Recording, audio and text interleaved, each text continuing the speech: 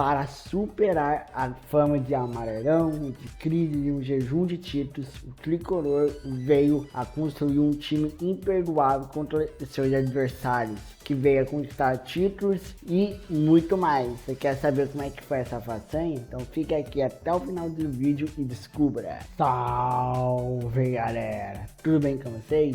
Para quem não me conhece, meu nome é Vitor e seja bem-vindo para mais um vídeo aqui no canal Vetoredo. E nesse vídeo em especial extrai um novo quadro do canal, que são times inesquecíveis. E como vocês podem ter visto aí na thumb, no título, iremos começar com São Paulo Futebol Clube, que nos anos 2000 era o melhor time brasileiro com vários títulos conquistados. E lógico também para fazer aí, para parabenizar os 92 anos que São Paulo fez durante a semana passada.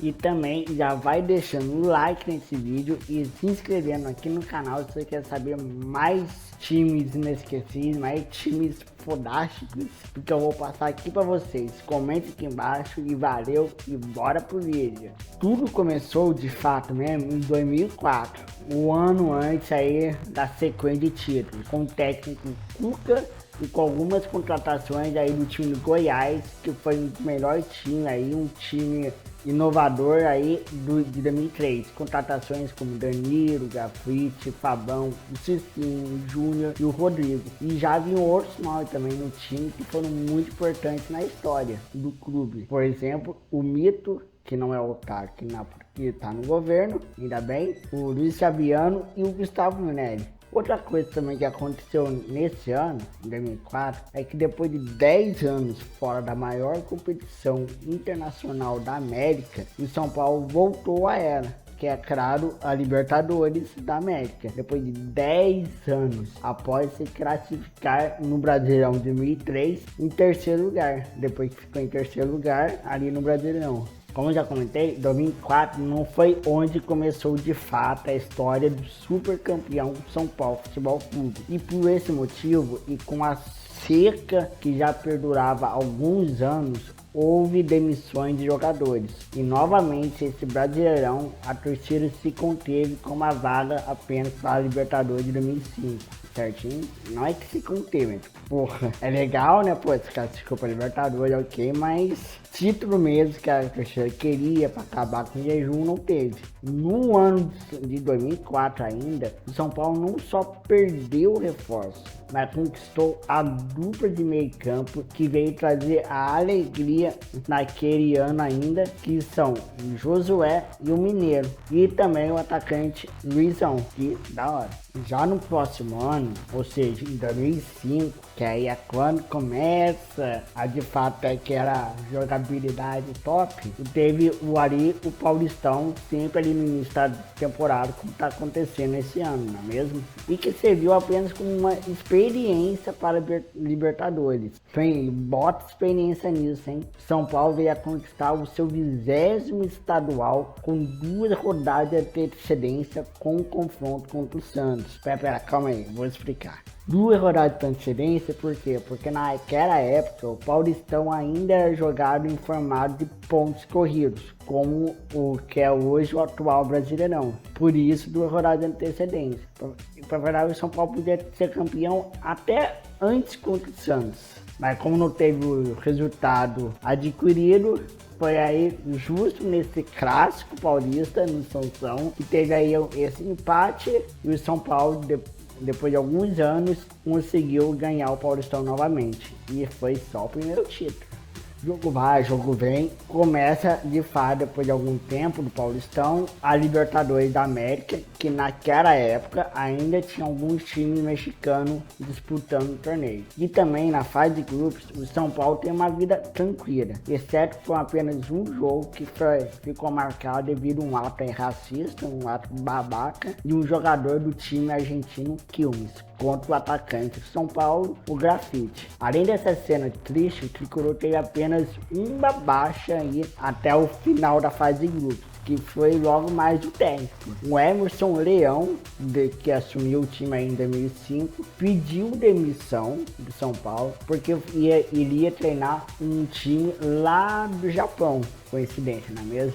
E para substituir o Emerson Leão, São Paulo contratou o Paulo Tuori para seguir ali a temporada do ano 2005, essa trajetória de São Paulo. Com essa vida tranquila aí que São Paulo teve na fase de grupos, ele conseguiu carimbar o passaporte dele para a fase eliminatória. E na fase eliminatória, logo na oitava de final, nada mais, nada menos que o rival de São Paulo foi o freguês dele, na Libertadores pelo menos, e até o ano passado, né, o rival paulista, Palmeiras. E na época, para não perder o costume, conseguiu a classificação em cima do Palmeiras, com direito a 2 gols do Carrasco e Cicinho. Sim, Carrasco, porque quase todo jogo, o Cicinho sempre ia lá e marcava contra o Palmeiras.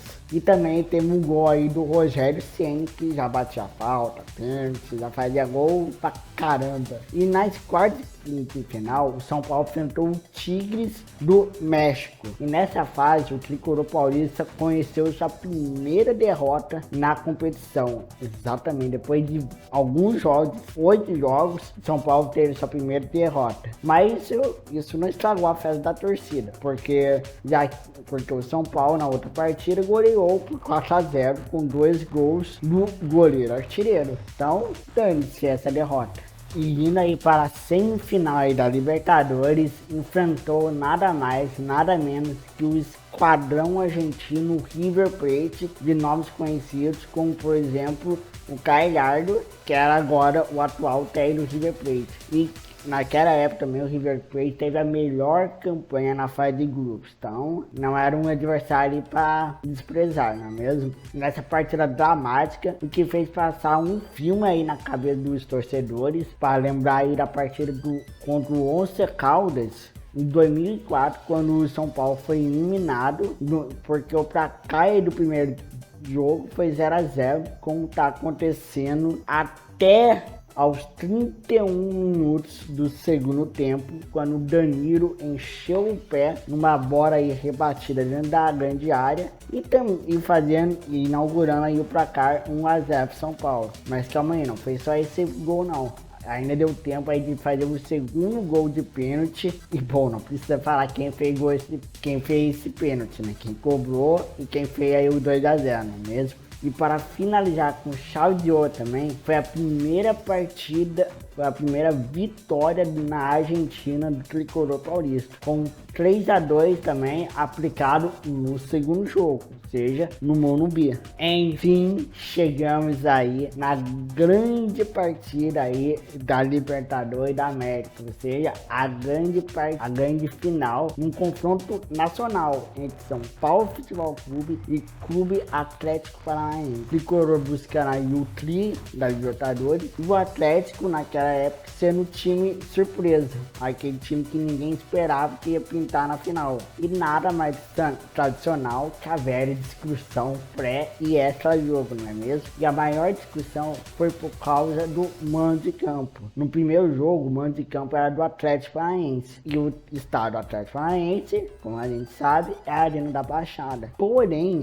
a Arena Baixada não tinha aí o requisito necessário, o requisito mínimo, que seria de 40 mil torcedores. E logo a final foi mudada aí para um estádio neutro, que foi o Beira-Rio. Nessa primeira partida aí, sem hora aí de seus gramados e sem a sua torcida aí total, digamos assim, o Atlético aí empatou com o São Paulo em 1-1, com 2 gols do Atlético Paranaense. Um deles foi gol contra do sorridente Durval, né? Aquele zagueiro que ganhou a Libertadores contra o Santos e ficou bem feliz nas fotos.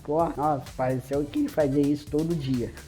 E simbora então para a segunda e mais importante partida do campeonato. E foi no Morumbi lotado, 71 71 mil torcedores se empurrando, gritando, incentivando o tricolor paulista. Sentindo toda essa pressão enorme da torcida, o rubro-negro paraense foi preso contra a parede e o São Paulo fez o que quis, passeou em sua casa com direito a mais uma goleada em finais de Liberta, com gols de Amoroso, Fabão, Luizão e Diego Tardelli, em 4-0 histórico, consagrou o tricampeonato do São Paulo Futebol Clube, que poucos times brasileiros têm, não é mesmo? E agora também, com esse tricampeonato da Libertadores, o São Paulo novamente carimbou o passaporte, mas agora para ir mais longe, para ir para um Mundial de Clubes da FIFA, depois de mais de 10 anos sem ir. E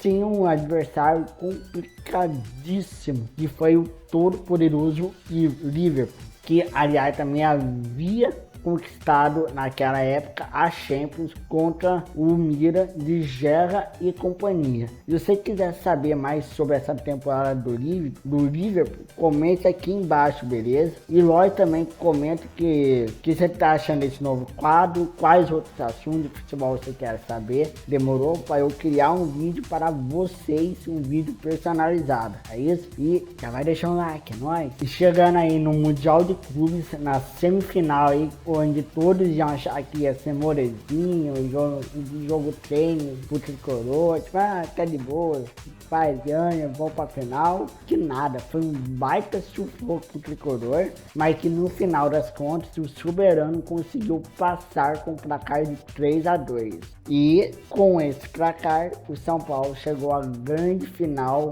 do Mundial de Clubes da FIFA, contra nada mais nada menos que o Liverpool Futebol Clube. São Paulo, que naquela época já na bagagem aí do biconsecutivo, algo totalmente louco de acontecer, que foi contra o Barcelona, o Mira, né? 92, 93, iria em frente contra os Reds, que tempos atrás ficaram ali na roda contra o time de Zico e companhia. E nessa final foi um jogo bem complicado aí pro São Paulo. O Liverpool, já sabendo aí do poderio dos brasileiros, marcou pressão praticamente o jogo inteiro. Entretanto, em se tratar de chances, o São Paulo levava um perigo um pouco maior contra o gol aí do Liverpool, beleza? Mas mesmo com essa pressão que o Liverpool foi aplicando em cima do São Paulo, não demorou muito e aos 26 minutos do primeiro tempo, com passe de Amoroso e para o elemento surpresa de todos os times, que é o Volante, Mineiro inaugurou o placar para o tricolor, fazendo 1-0 para o São Paulo na final contra o Liverpool. E no segundo tempo, aí, depois do primeiro tempo, do placar inaugurado com o gol de Mineiro, a pressão que já era grande aumentou ainda mais e foi praticamente impossível de segurar o Liverpool. Até que surge uma bola parada para o Gerra, que eram considerados os melhores cobradores de falta daquela época, que todos imaginaram, tipo, ali é falta perto da grande área, o Gerra vai cobrar e vai ser gol. E quase foi gol. Porém, esquecendo aí que o mito Rogério Ceni era o goleiro. E então fez aquela defesa fantástica, sendo a mais importante aí da história de São Paulo. E com certeza a defesa aí que marcou a carreira do goleiro. E ele foi buscar a bola lá simplesmente no ângulo. Inacreditável que é a defesa. E pressão vai, pressão vem, haja coração. O juiz assinalou 3 minutos de acréscimo naquele últimos minutos, último tempo aí da final.